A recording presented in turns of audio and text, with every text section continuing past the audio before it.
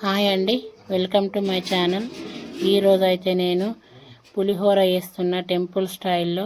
దానికోసం ముందుగా ఒక గంజులోనైతే ఆయిల్ వేసుకొని కొన్ని పల్లీలు, జీలకర్ర, ఆవాలు, శనగపప్పు అయితే వేసుకున్నాను. వేసుకొని కలుపుతూ ఉండాలి. అవైతే ఎరుపు రంగు వచ్చేదాకా కలపాలి.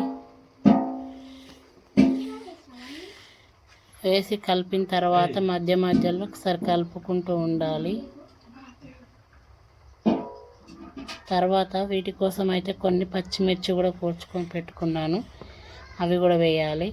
అవి కొంచెం వేగిన తర్వాత వాటితో పాటు కొన్ని ఎండుమిర్చి కూడా వేయాలి.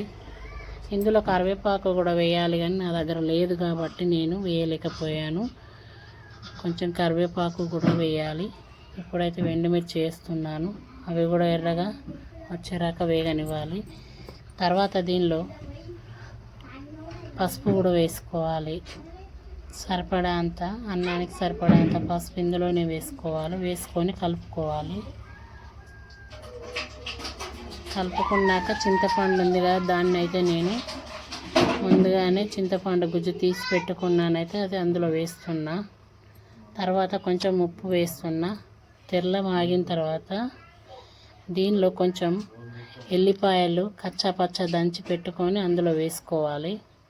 ఇప్పుడైతే వేగిన తర్వాత నేను దానిలో అన్నము వేసి కలుపుతున్నా అన్నట్టు. అన్నం మొత్తం కలిపినాక ఇట్లా అయిందన్నట్టు. చాలా టేస్టీగా ఉంటుంది.